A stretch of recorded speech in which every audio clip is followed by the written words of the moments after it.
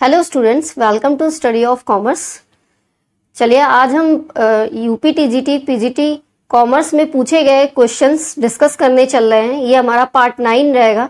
इससे पहले हम लोग 8 पार्ट डिस्कस कर चुके हैं। ठीक है, अभी तक मैं आपको 8 पार्ट्स वीडियो के प्रोवाइड कर चुकी हूँ, जिसमें अभी तक जितने भी प्रीवियस ईयर क्वेश्चंस पूछे गए हैं टीजीटी कॉमर्स या पीजीटी कॉमर्स के एग्जाम में, वो सब मैंने आपको डिस्कस कराया है, जो कि हिंदी और इंग्लिश दोनों लैंग्वेजेस का यूज करके मैंने आपको एक्सप्लेन किया है। तो वो पार्ट्स आप देख लीजिएगा, डेफिनेटली वो आपके एग्जाम में बहुत ज्यादा हेल्प प्रोवाइड करेगा। ठीक है, और अगर आप टीजीटी कॉमर्स या पीजीटी कॉमर्स की प्रिपरेशन कर रहे हो तो चैनल को सब्सक्राइब कर दीजिएगा। मैं ज्यादा से ज्यादा आपकी हेल्प करने की कोशिश करूंगी।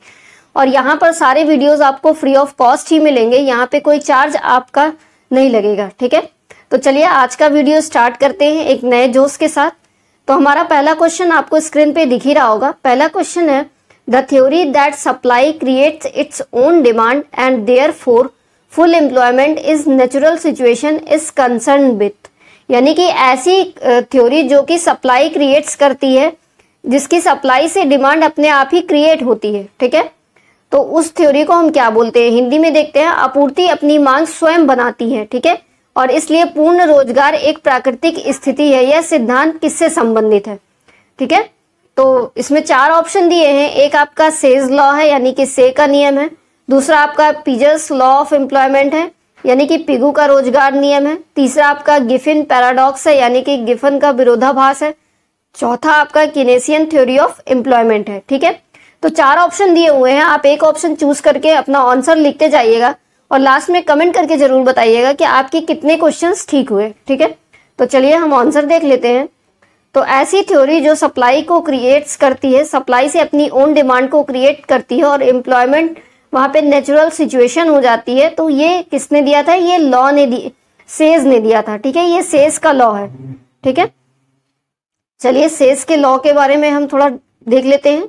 सेज लॉ और the law of market is an economic principle of classical economics named after the French businessman and economist Jean-Baptiste Say 1967-1832, who stated that supply creates its own demand।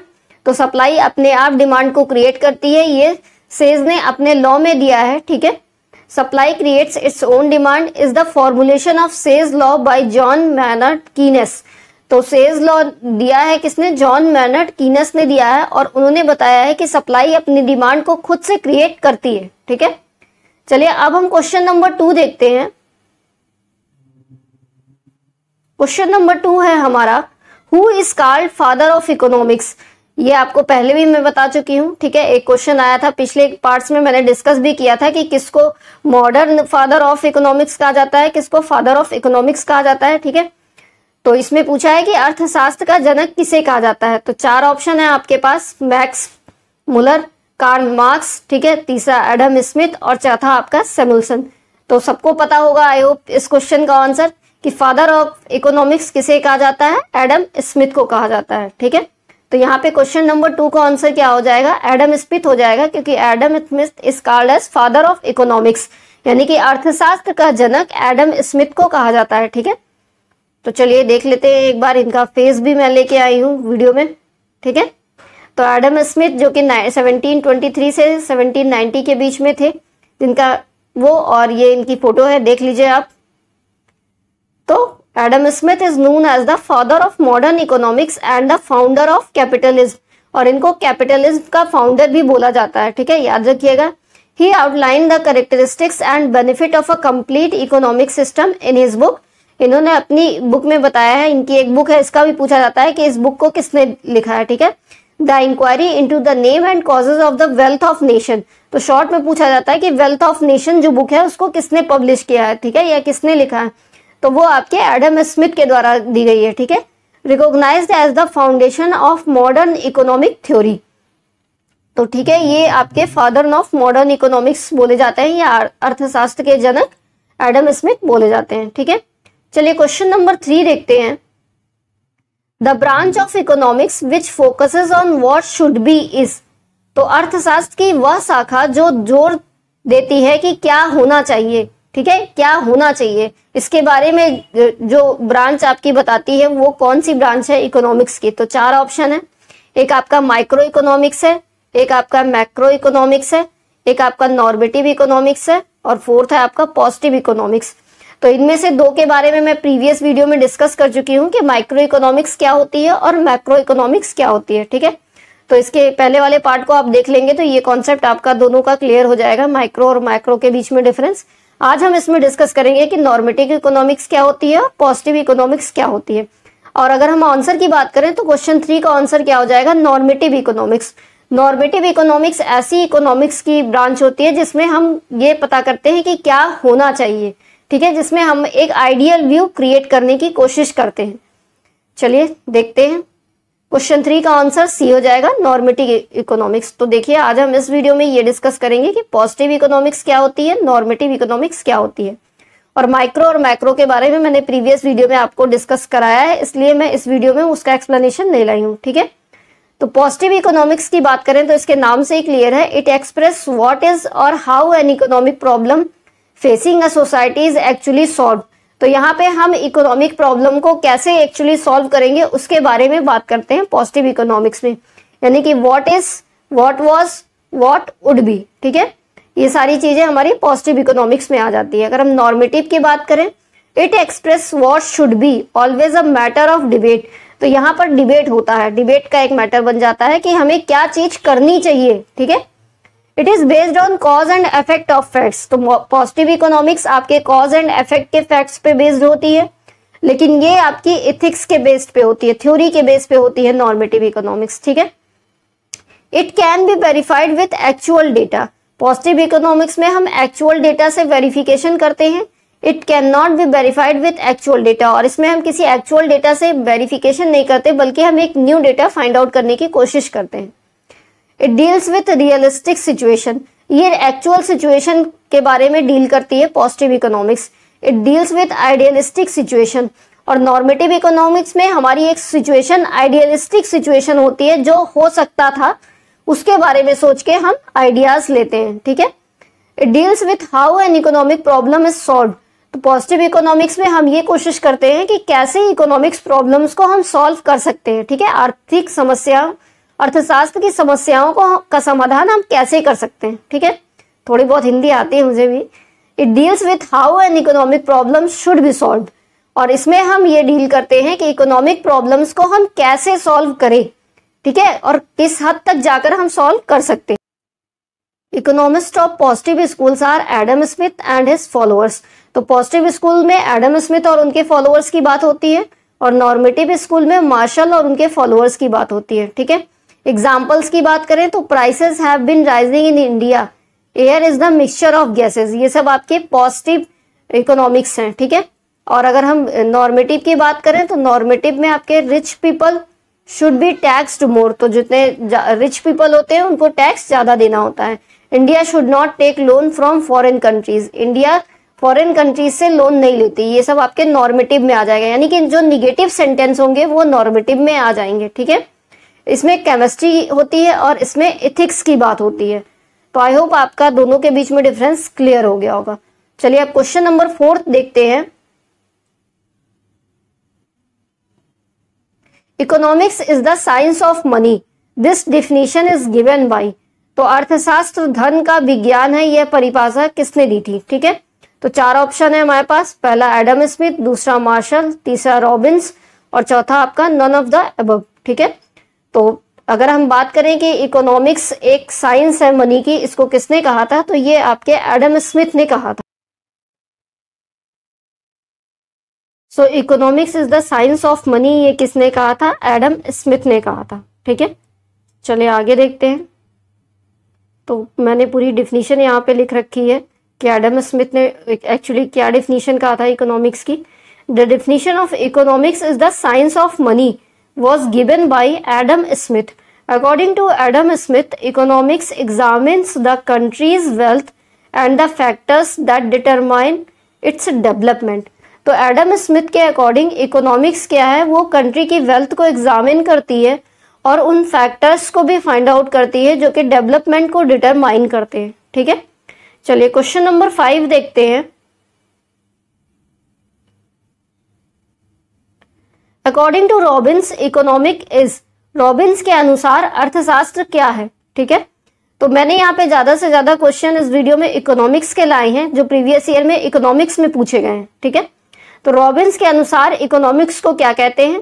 पहला option है social science, दूसरा option है individual science, तीसरा option है both A और B यानी कि ए और बी दोनों, और चौथा ऑप्शन है नन ऑफ दिस यानी कि इनमें से कोई नहीं। ठीक है, तो अगर हम इस क्वेश्चन की बात करें कि रॉबिन्स के अकॉर्डिंग इकोनॉमिक्स क्या है, तो रॉबिन्स के अकॉर्डिंग इकोनॉमिक्स सोशल साइंस भी होती है और इंडिविजुअल साइंस भी यानी कि व्यक्तिगत विज्ञान भी है और एक सामाजिक विज्ञान भी होती है। ठीक है, तो यहाँ पर सी आंसर हो जाएगा बोथ ए और B.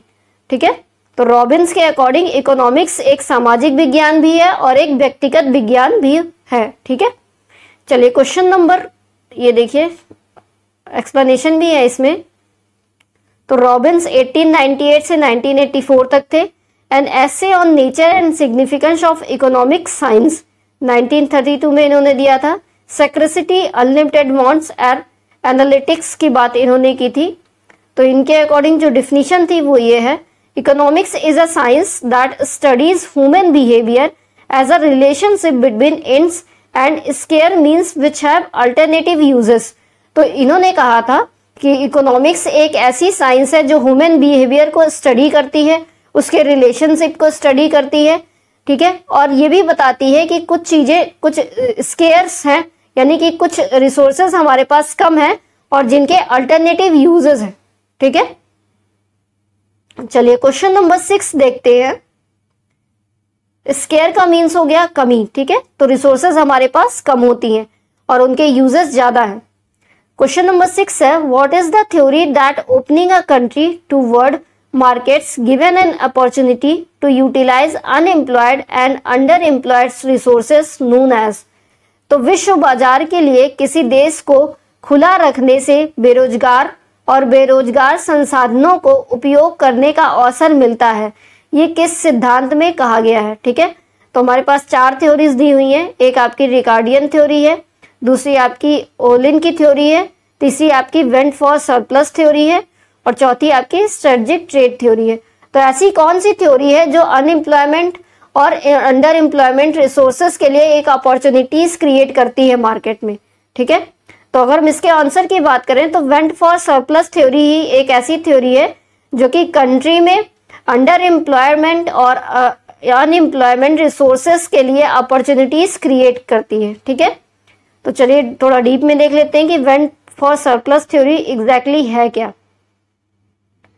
The vent for surplus theory of international trade was formulated by an economics name Adam Smith. तो vent for surplus theory Adam Smith के द्वारा दी गई थी। ठीक है, the theory was later revised by economist Hla Myint of south east Asia. तो इसको रिवाइज किया था हेलामिंट ने साउथ ईस्ट एशिया की जो की थी। The theory states that when a country produces goods or services more than it can consume, तो जितना प्रोडक्शन होना चाहिए, जितना कंजप्शन होता है उससे ज्यादा जब गुड्स और सर्विसेज कंट्री प्रोड्यूस कर देती है, then it produces a surplus. तो वो एज अ सरप्लस प्रोड्यूस कर रही है। सीधी सी बात है, जितना कंजप्शन होना है, मतलब 100 गुड्स की नीड है, 100 की जरूरत है और आप 110 कर दे रहे हो, तो जो 10 हो जा रही है एक्स्ट्रा, वही क्या है, सरप्लस है। This kind of underutilization causes an inward movement of the goods and services produced within a given economy. International trade with another country is then used to vent of the surplus goods or services so as to bring production possibilities frontier back to its full state. ठीक है, तो जिस country में ज्यादा surplus हो गया है वो इंटरनेशनल ट्रेड करती है अनदर कंट्री से, तो ये क्या हो रहा है, बेसिकली सरप्लस प्रोड्यूस हो रहा है कंट्री में। तो यही आपकी वेंट फॉर सरप्लस थ्योरी कहती है। चलिए नेक्स्ट क्वेश्चन देखते हैं। Question number 6, indifference curve is the combination of two goods that are. तो तटस्थता वक्र दो वस्तुओं का एक ऐसा संयोग है जो, तो इंडिफरेंस कर्व क्या होता है, कॉम्बिनेशन होता है दो गुड्स का। तो वो कौन से दो गुड्स होते हैं, 4 ऑप्शन दिया है। एक आपका कॉम्प्लीमेंट्री गुड्स, दूसरा सब्सटीट्यूट गुड्स, तीसरा आपका not related with each other और चौथा आपका रिलेटेड टू डिफरेंट पीपल्स।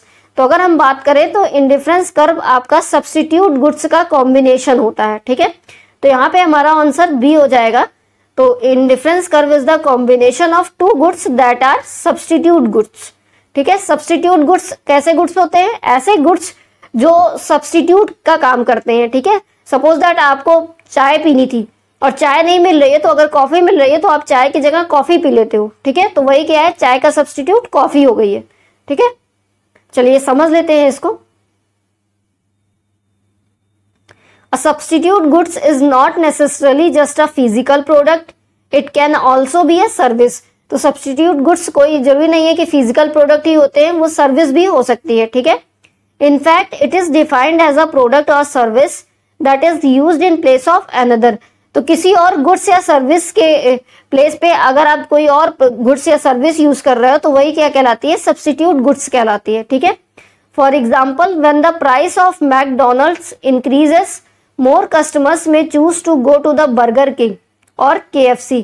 तो जब मैकडोनल्ड वाले बर्गर की प्राइस बढ़ा देते हैं तो लोग क्या करते हैं, वो बर्गर किंग के पास चले जाते हैं या फिर KFC से बर्गर खा लेते हैं, मैकडोनल्ड्स का नहीं खाते, ठीक है। तो वही क्या हो गया, उसका सब्स्टिट्यूट हो गया है।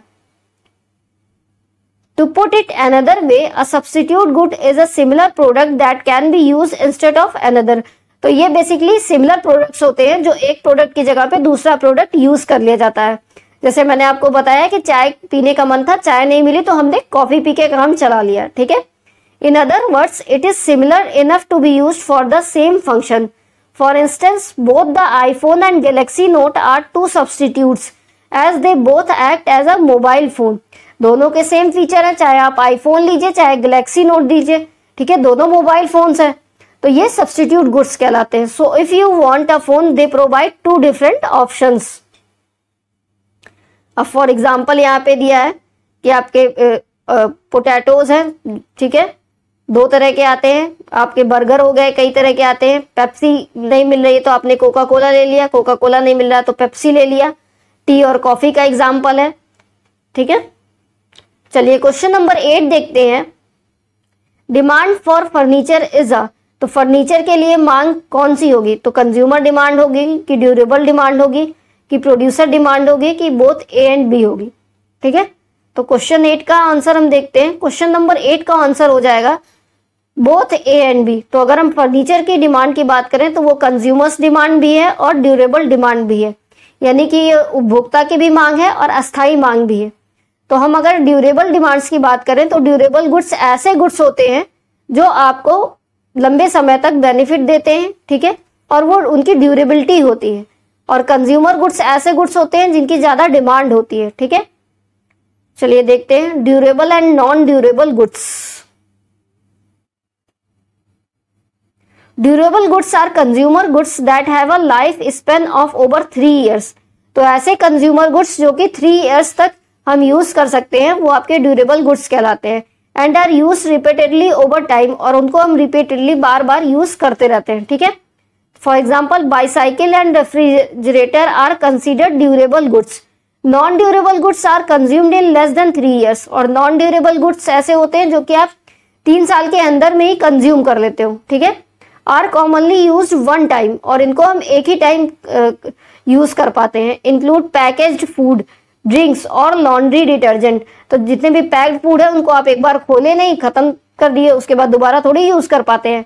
ऐसा थोड़ी है कि आधा खा के फिर चिपका के फिर दोबारा उसको यूज कर लेंगे, ठीक है। फॉर एग्जाम्पल, ड्रिंक्स हो गई, लॉन्ड्री डिटर्जेंट हो गया, ठीक है। Durable goods are products that do not need to be purchase often. तो कभी कभी ड्यूरेबल गुड्स ऐसे प्रोडक्ट होते हैं जिनको हम बिना परचेज किए भी ले सकते हैं। Whereas non durable goods are products that expire more quickly. और नॉन ड्यूरेबल गुड्स ऐसे गुड्स होते हैं जो बहुत जल्दी एक्सपायर हो जाते हैं, ठीक है। The rule of thumb for this, if it last longer than 3 years, it is a durable goods. तो ऐसे गुड्स जो आपको 3 साल से ज्यादा टाइम तक यूज में आ रहे हैं वो आपके ड्यूरेबल गुड्स कहलाते हैं। और ऐसे गुड्स जो 3 साल के अंदर में ही खत्म हो जा रहे हैं वो आपके नॉन ड्यूरेबल गुड्स कहलाते हैं, ठीक है। चलिए अब देखते हैं डिमांड क्या होती है ड्यूरेबल गुड्स के लिए। Demand for durable goods is more volatile than the demand for non durable goods. तो सीधी सी बात है कि जो गुड्स ज्यादा ड्यूरेबल रहेंगे उनकी डिमांड भी ज्यादा वोलेटाइल रहेगी, ठीक है। In economics, durable goods are often as those goods that go on yielding services to the consumer over a number of periods in future. Further, because of their durability, they can be stored for longer periods of time. तो durable goods long term तक रहते हैं, तो इसको हम longer period of time store करके रख सकते हैं, क्योंकि ये 3 साल के अंदर में एक्सपायर नहीं होते। ठीक है, चलिए क्वेश्चन नंबर 9 देखते हैं। Exception of the law of demand is, मांग के नियम का अपवाद क्या है? ठीक है, तो 4 ऑप्शन है। पहला आपका डिमिनिशिंग मार्जिनल यूटिलिटी, यानी कि घटती हुई सीमांत उपयोगिता। दूसरा आपका गिफिन पैराडॉक्स, यानी कि गिफिन विरोधाभास। तीसरा आपका डिफरेंट यूजेस ऑफ प्रोडक्ट्स, उत्पादों के विभिन्न प्रयोग। चौथा आपका प्राइस सब्स्टिट्यूट गुड्स, यानी कि स्थानापन्न वस्तुओं का मूल्य। ठीक है, तो चलिए इसका आंसर देख लेते हैं। क्वेश्चन नंबर 9 का आंसर है गिफिन पैराडॉक्स। तो अगर हम लॉ ऑफ डिमांड की बात करें तो उसका एक्सेप्शन होता है गिफिन पैराडॉक्स। तो चलिए अब हम सबसे पहले समझते हैं कि लॉ ऑफ डिमांड होता क्या है। ठीक है, फिर उसके एक्सेप्शन समझेंगे, यानी कि अपवाद समझेंगे। Law of demand states that all conditions being equal, as the price of product increases the demand for the product will decrease. तो अगर हम लॉ ऑफ डिमांड की बात करें तो लॉ ऑफ डिमांड ये कहता है कि अगर सब चीज ठीक है तो जब प्राइस बढ़ती है, यानी कि कीमत बढ़ती है किसी सामान की, तो उसकी डिमांड जो है वो घटती है। ठीक है, यानी कि इनवर्स रिलेशन है दोनों के बीच में। Consequently as the price of the product decreases the demand for the product will increases. उसी तरीके से जब कीमत घटती है तब डिमांड, उसकी मांग जो है वो बढ़ने लगती है। तो यही आपका लॉ ऑफ डिमांड कहता है। चलिए अब इसका एक्सेप्शन देख लेते हैं, यानी कि अपवाद देख लेते हैं। Exception of the law of demand, तो पहले गिफिन गुड्स की बात करते हैं। तो Giffen goods is a concept that was introduced by sir Robert Giffen.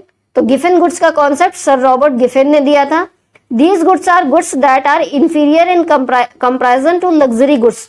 तो ये लग्जरी गुड्स के जैसे होते हैं।